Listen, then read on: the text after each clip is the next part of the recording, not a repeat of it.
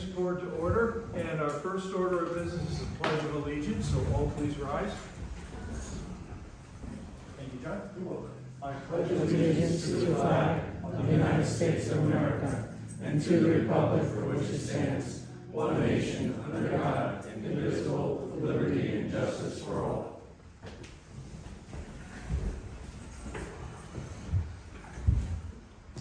The Land Use Board Open Public Meeting Act Statement of Adequate Notice.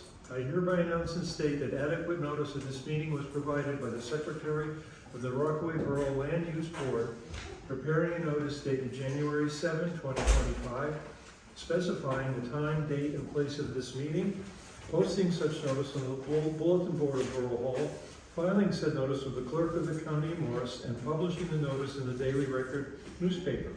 I hereby hand a copy of such notice as Secretary of the Borough of Rockaway Land Use Board for inclusion in the minutes of this meeting, all of the above being in accordance with NJSA 10 4-6 et sequata Open Public Meeting Act, and I am Ken Blair, the chairperson. I would like everyone here to know that in the event that we have to leave the room in a hurry, in an emergency, there is an exit ahead of you to your right or behind you to your left, and that the board has decided that no new cases will be heard after 9:30 and no testimony after 10 p.m.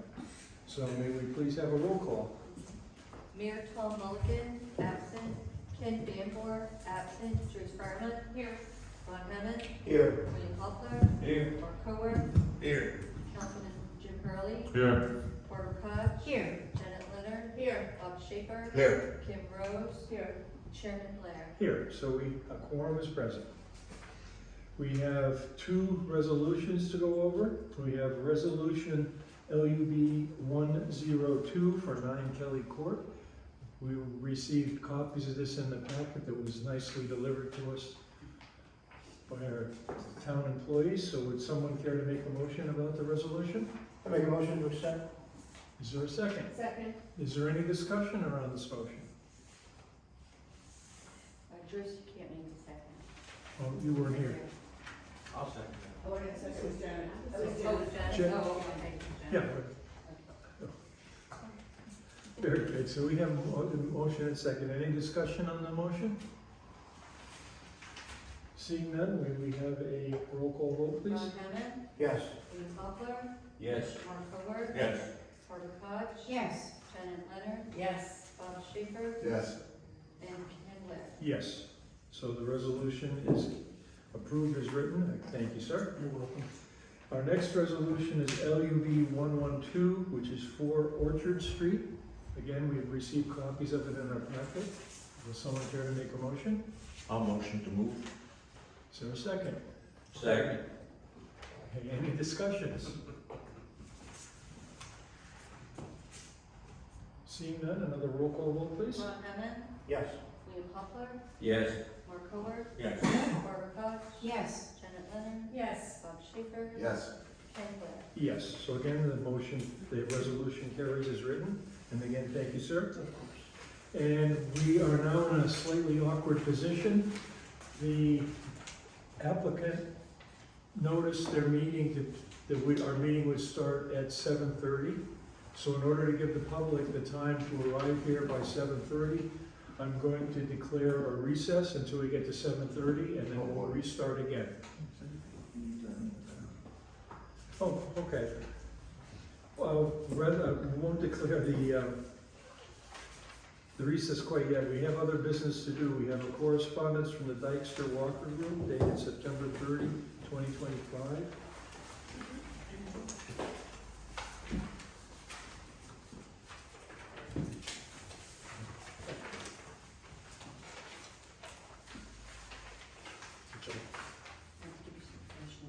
Okay. Do you have no idea? No. It's a mystery. Okay. What is it that they want, Colleen? It's for Ridgeview. It's, can you tell them? Sure. All this is the required notice that has to be sent when an application is submitted to the NJDEP for the various freshwater wetlands or flood hazard area permits. If you recall, as part of the Ridgeview at Rockaway application, there was a section of drainage that was proposed to go through Van Dyne Avenue. So there are no freshwater wetlands that impact the site, but there is a small section of transition area that impacts Van Dyne Avenue. So as part of their design process that they're going through right now to finalize the plans and get them through what we call resolution compliance to get ready to issue permits, they have applied to the DEP for a freshwater wetlands general permit 6A, which is for transition areas adjacent to non-tributary wetlands. So that has a 90-day statutory clock when it's submitted to the DEP, as do all wetlands general permits. So they should have a response to that within 30 days of September 30th. So that sounds like it'll be toward the end of this year. That's just one of many outside agency permits they have to get, but it's good to see that they're doing their part to try and move that application along. Any action needed here? No, this is just a standard correspondence that's required. Just an FYI, Yep. for our information. Exactly. Thank you very much. Samantha, I have a question. If the DEP doesn't get back to them in 90 days, is it approved, declined, or what happens? With the general permits, this wasn't recorded. General permits are a little bit more straightforward. They essentially have a list of requirements that have to be met. So in order to meet the qualifications for a GP 6A, you have to meet, X, Y, and Z. And as long as you meet those requirements, the permit's going to be granted. Gotcha. If they get the permit application and they don't think you can meet it, then they normally stop the clock, deem you incomplete, and then you might have to go for a higher level permitting. I'm assuming if they applied for that they probably easily check all those boxes. It's a very minor encroachment that they're doing, so I don't expect that there would be any issues. But yes, if for some reason the DEP took longer than 90 days, it's approved automatically. Thank you. Very good, thank you very much. Any other business that we need to discuss while we're waiting? We don't have any, Mark, did you have something you wanted to bring up? No. No? we don't have any minutes we have to approve on our. No. You wanted to talk? Do you have something you want to talk about? Oh, yeah, let's do, we can do that. Local Realty was supposed to be before us today. Because we moved them forward to this month. So if they're not here today, and I don't see them on the agenda, then I'm assuming that we should make a motion to forward them to next month. Yes. Even though they haven't asked for it, right? We should forward it to the next month, and then, and we're in November, and then we have these up to December. And do we want to have Colleen include some sort of preemptive warning with the letter that if they're not prepared to proceed, we may take action to dismiss, or what are your thoughts? It would hurt. And I heard the word litigation. Who are they? Are they suing? Or are they being sued? The zoning officer has them in court. Oh, okay. No, it's municipal. It's a summons. Okay. Failure to comply with the, Okay. what we had in our resolution to grant them approval to do their business. Then I would respectfully suggest we have them appear and provide a status update with the indication in the letter that the board may take some action. That if they, What are the legal ramifications of trying to shut them down until they comply? I'm sorry, Trace. How can we shut them down? Well, we can dismiss the application, but I wouldn't do it today. I would rather put them on notice that we need them here in front of us Well, we and told them indicate that, We've already kind of told them that, but I mean, we can give them a wake-up letter anyway. this time we really mean it. It's getting close.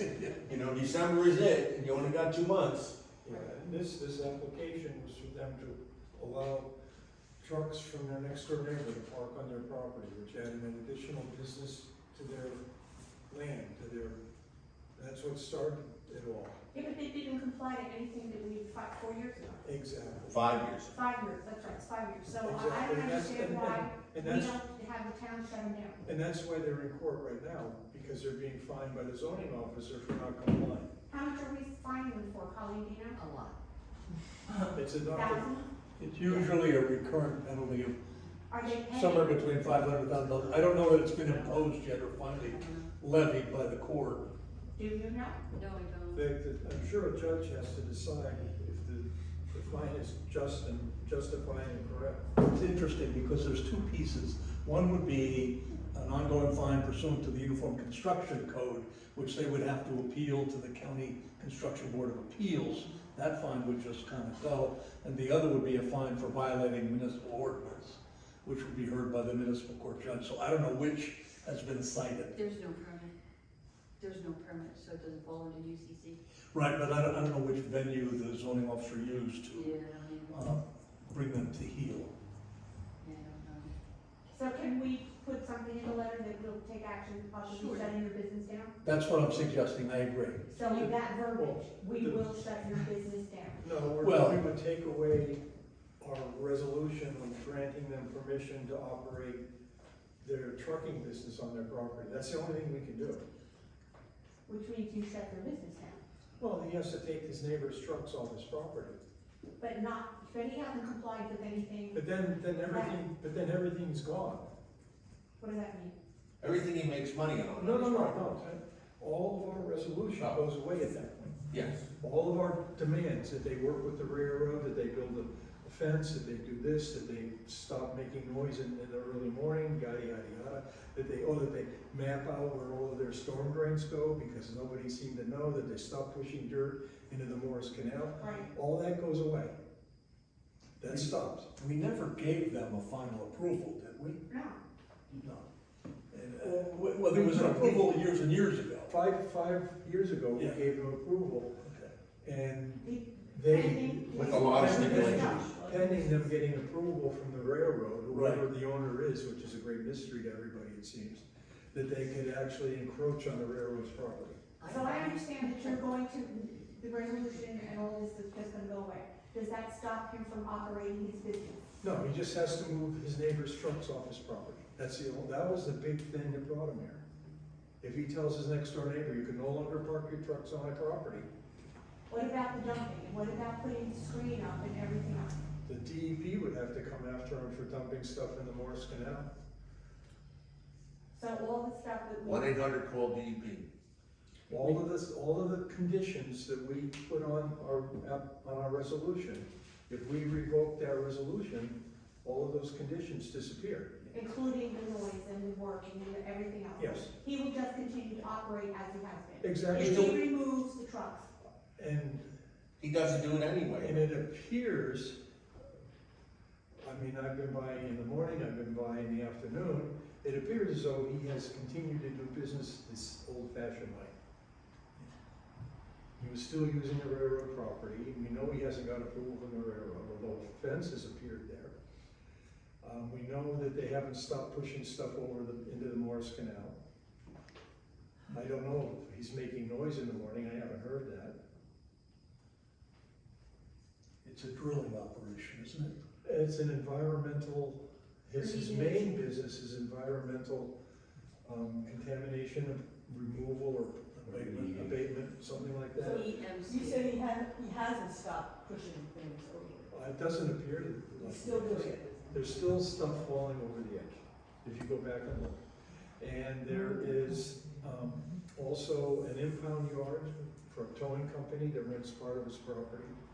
There was when he came before us, there was a guy that did asphalt work that had a big mound of millings. piled That's up. what triggered it. That kind of disappeared.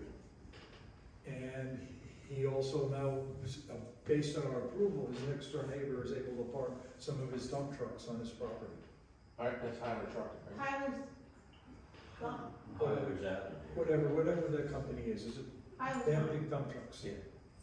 So, but if we revoke our approval, he's back to square one.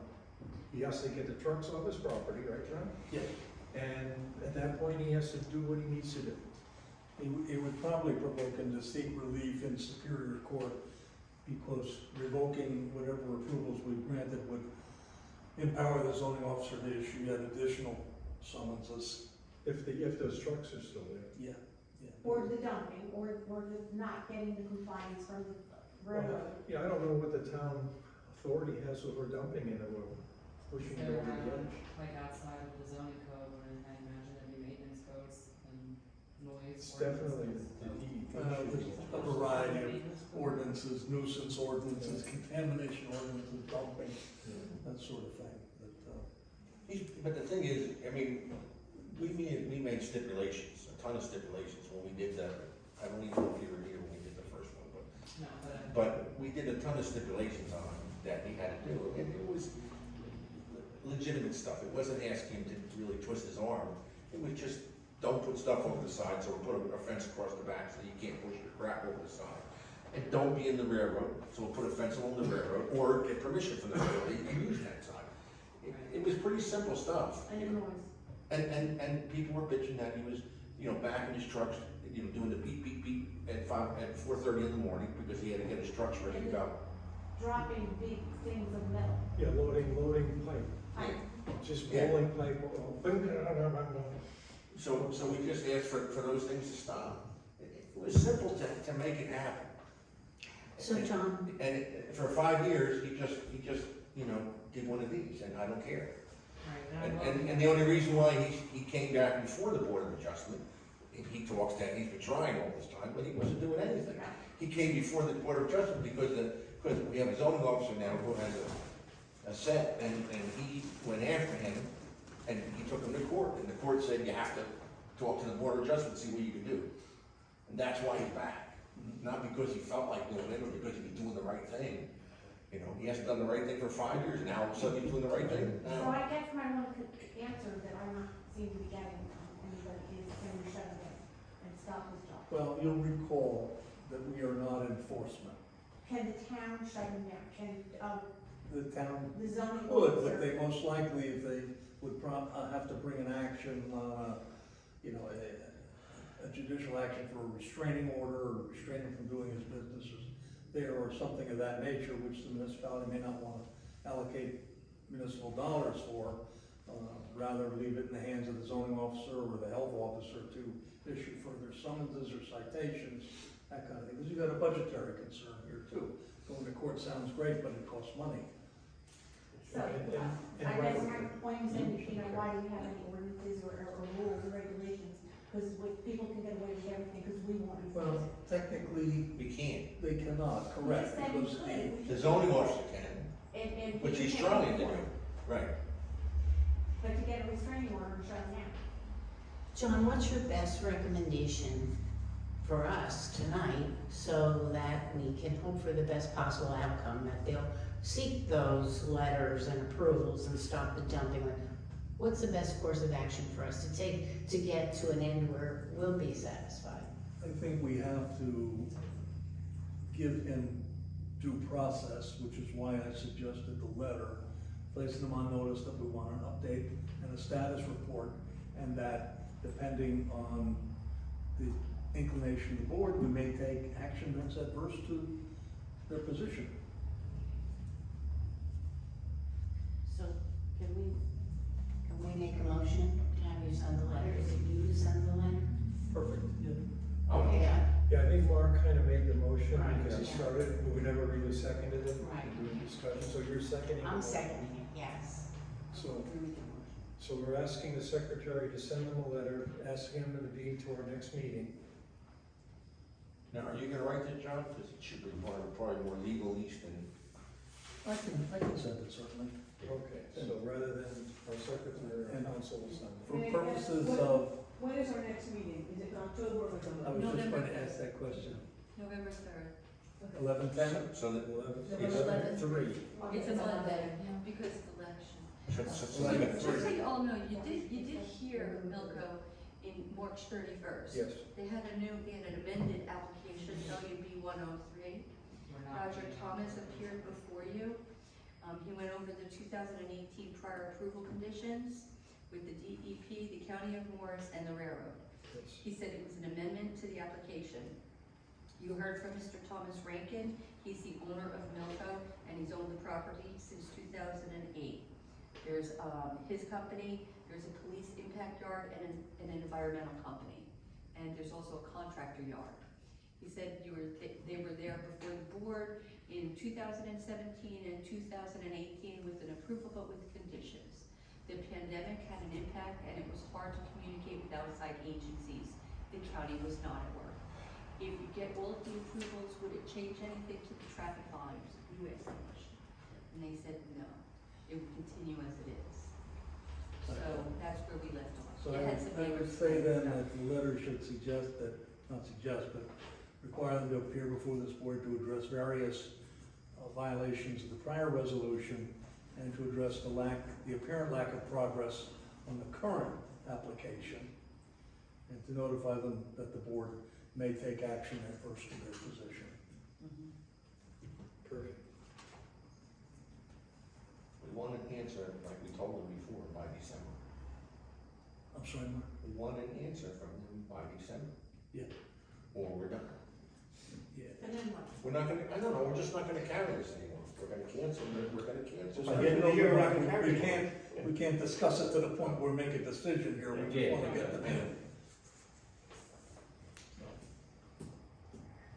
Okay, is anybody that objects to us sending this letter to? Seeing none, we unanimous ballot to send this, ask John to send a letter to them. It shall be done. Thank you so much. Was there any other extra business to come before the board? Seeing none, I will call a 10-minute recess until we can get to 7:30. So the meeting is recessed now for a few minutes. Thank you very much. LUB 110110, which is 49 Union Street. And all the members of the board have been given copies of all of the documentation that went with this application previous to the meeting. We've all had the opportunity to review them and to visit the property if we were so inclined. And council, I'd like to hand it over to you now, sir. Thank you, Chair. Thank you, Board, for hearing us this evening. My name is Andrew Delaney. I represent the applicant, Kevin Jameson, the owner of 49 Union Street, who's seated to my right this evening. We're asking the board tonight to approve a C1 variance. I'm going to briefly lay out what my client is seeking to do with the property. Then I'm going to turn the floor over to him. He'll explain in more detail what it is that he intends to do while referencing some of the documents that you all have before you. In very brief terms, my client's property sits at a very irregularly shaped corner lot. There's actually setback issues on all sides of it. On the two sides, there's respectively a 6.9 foot setback going towards Church Street. There's a 17-foot setback going the other direction towards the adjoining neighbor, as you I believe, north and east of Union Street. His addition that he's planning to do tonight is essentially a dormer on the second floor of the property. It's going to take the second floor out about 4 feet from where it currently sits. It's not going to increase the square footage of the property. It's not going to encroach in the direction where the pre-existing non-conforming use sits. So in other words, if you were to refer to the survey, and again, my client will go over this in more detail, where he intends to put this dormer is in the back of the property. So it's as we're going away from Union Street, where there is no setback issue. As you can see in the survey, there's 100 feet between Union Street and the back of the property. There's at least 50 feet from the back of the property to where the addition is going to be put in. So in other words, the addition itself is not going to encroach on where the setback issue is now. With that, I'd like to call my first witness. That's the applicant, the owner of the property, Kevin Jameson. Mr. Jameson, would you please rise if I can administer the oath? Raise your right hand, please. Do solemnly swear or affirm the testimony you are about to give before this board shall be the truth? I do. Okay, and your name and spell it, please, and address for the record. Kevin Lewis Jameson, K-E-V-I-N, Lewis Jameson, J-A-M-E-S-O-N. Okay, thank you. And you reside at, 49 Union Street. okay. Very good. Be comfortable. Okay. Mr. Jameson, just get it for the record, you own 49 Union Street. Yes. I'm going to refer your attention to two documents. One is a survey, the other is a document that's presented to the board. It appears like this. It's a sketch. It has some notes on the side. The bottom right says 49 Union Street, Rockaway, New Jersey. signed by my client, Kevin Jameson. And it looks, for the board's reference, it looks like this. Mr. Jameson, referring to this document, I'll refer to it as Exhibit 1, which has a sketch. Can you orient the board to where the addition is in relation to Union Street and Church Street? Off of Union Street, it's, I believe 30 feet. Let me rephrase the question in vernacular terms. Is it in the back of the property, side of the property, relative to Union Street and Church Street? The house. You know, away from, as far away from Church Street as we can get, and as far away from Union Street as we can get in the back corner of the house.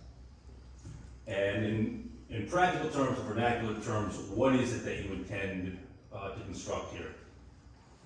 All right, we bought the house about 10 years ago, and it was built back in the 20s or 30s, like the rest of the houses around here. So, like, nothing's code.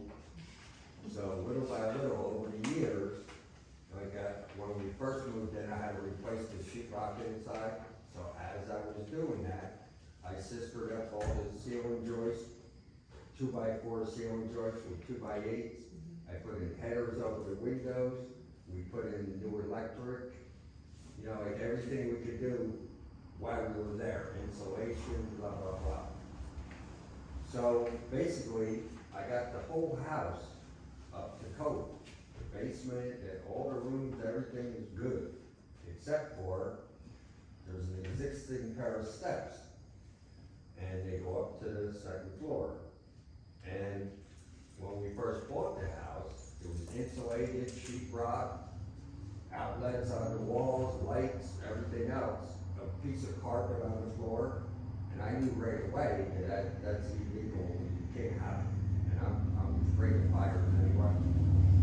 I'm a contractor, so I look out for this kind of safety stuff. So I took all that out. And like I said, and I sistered up the whole floor and everything, except for this back corner of the house. Because when you go up the existing stairway, when you get to the top, boom, there's the roof right in front of you. There's like no place to go. And it's a hip roof. So there's no way for the roof to breathe. That's my biggest problem, is there's no ventilation. We had a new high efficiency furnace, central air put in, water system, the whole thing. And they put a fan up in the attic, and I put in soffit vents as I was working, and nothing keeps this house cool. We're in the hot sun all day long. So the air conditioner and the fan up in the attic run constantly, because there's just no way for air to get out and around. The other problem is, like I heard you mention in the beginning of the meeting, the fire doors and stuff, there's no way out from up here. And the kitchen's right below. So if you were ever up there getting out Christmas decorations or doing something up in the attic, the second floor, and a fire started somehow, there's no way out. You're done. So all I want to do is in the back corner of the house, raise the ridge up 4 feet, only 4 feet, and keep the same pitch I already have, a 7-on-12. So from when you're driving by, you're hardly even gonna notice what I'm doing, because it's only, I don't want a great big dormer up there with all windows and all that stuff. I'm just trying to be cool and keep a low, you know, just enough to make the headroom legal and put a window in, and as long as I'm putting a window in, I figured I'll put in an egress window. So that's right away why it sounds like a bedroom. But believe me, by the time I build a couple closets and my wife puts all her stuff up there, it's not gonna be a bedroom. But at least it's gonna be a room that you can walk into at the top of the stairs, open a window, and let the house breathe, and it's safer. So that's basically all I'm trying to do. I'm not trying to, you know, add another bedroom, we're not gonna have any more children, we're not gonna rent out to anybody. We don't want anybody staying at our house, you know, grandkids stay over once in a while, but they sleep on the couch. You know, so we're basically just doing it for breathing room and to make the house more safety and up to code. Mr. Jameson, thank you. I have one more question for you. After you complete this project, will the edge of the finished project extend past where the existing edge of the first floor is right now? No, Okay. I have, that's completely on top of the existing house. And I'm not touching the overhangs or anything like that. Like I said, I just want it to look like a part of the house. I don't want it to look like a big addition. And that's it. I have no further questions for my client. Okay. I'll turn it over to the board. If they have any questions, Thank you. then I have a very brief closing that I'd like to make. Thank you very much. First, do our professionals have any questions? I just have a quick question or clarification. So when you say it's the furthest point from Church Street and Union Street, when I'm looking at the survey, that to me looks like the area that's just adjacent to the wood deck shown on your survey. Is that correct? Yeah. Okay, great. Just want to make sure we were on the same page. I know when the application was first submitted, I did have several questions about where exactly this was and how it was going to be built, but I know a lot of those questions were answered. Can you confirm what the proposed building height is and confirm that that's under the maximum requirement? I believe it was around 22 feet. Yep. And that's below the maximum, which is 35 feet in that zone, is that correct? Yeah, it's like I said, I just want to go up a little bit to make it look, to make it so you can walk in there, but at the same time not be a big bulky addition that sticks up out of my roof. I just want to make it blend. No, I think I appreciate the efforts it sounds like you've gone through and that you continue to do to modernize this home and bring it closer in compliance with the codes. I mean, that's something great that we want to see more of here in town, especially with these older homes. So I don't have any further comments on this application at this time. Just some clarity around the whole chart. The improved coverage, is that changing or is it being built over? There's no change to the coverage. Right, It's you're going to remain at 736 square feet of coverage.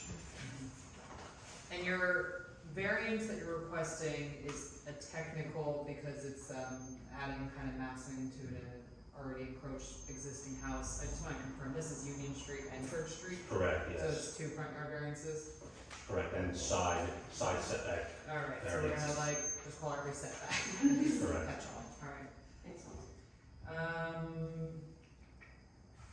And that would just be consistent with the neighborhood?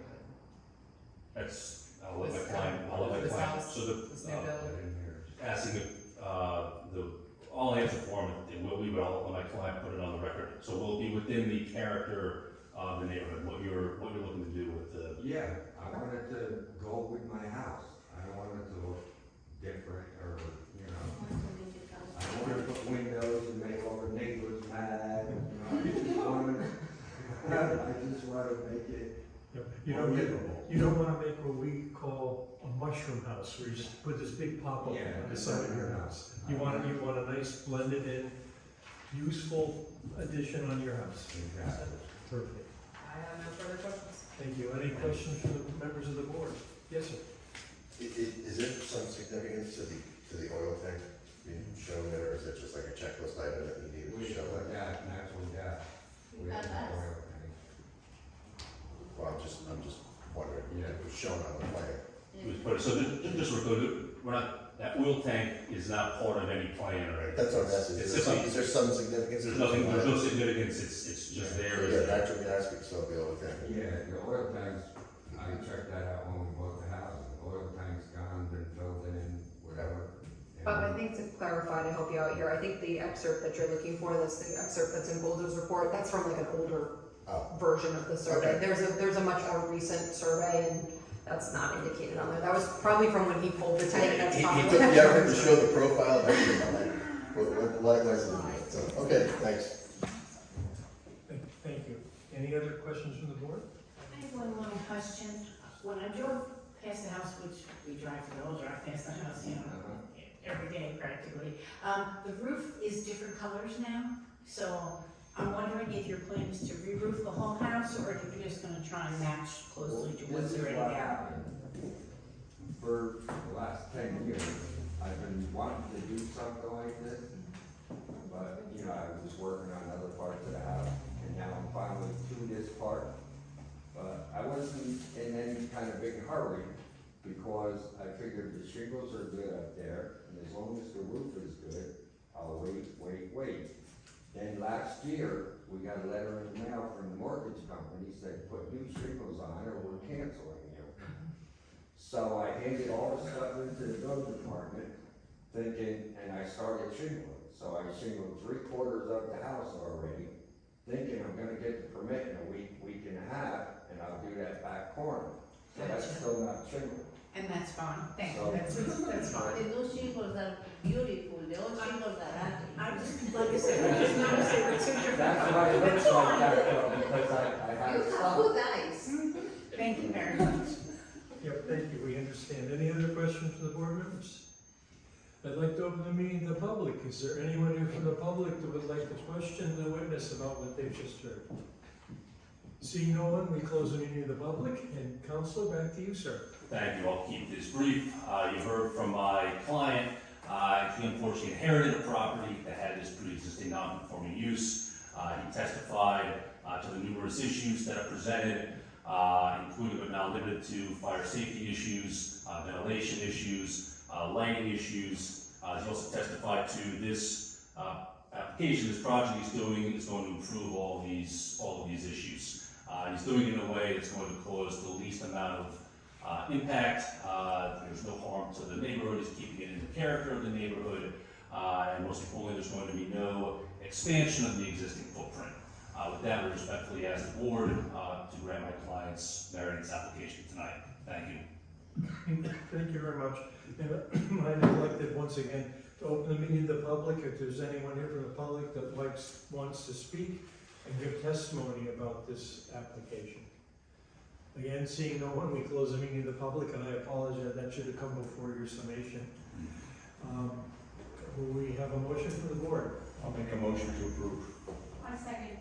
So we have a motion and a second. Is there any discussion on the motion? Just maybe a notation to approve as submitted. Okay. Any other discussion? May we have a roll call vote, please? Trish Berman? Yes. Ron Hammond? Yes. Jim Muffler? Yes. Mark Howard? Yes. Councilman Hurley? Yes. Laura Koch? Yes. Janet Leonard? Yes. Bob Schaefer? Yes. Ken Rose? Yes. Chairman Blair? Yes. So the application is approved. We will hopefully have a resolution by the next meeting. And that's 11-3 for the record. 11-3 for the record. And traditionally, the town won't issue any building permits until after the resolution's been approved. So unfortunately, you have to wait till the beginning of next month, sir. Yeah. Sorry about that, but you're approved. And good to Thank you. go. Thank you so much. Appreciate it. Thank you very much. Now, is there any other business that needs to come before the board? Is there anyone in the public that would like to speak to the board? I'm not sure what. Okay, seeing none, I will adjourn the meeting. Thank you very much, everyone. Thank you.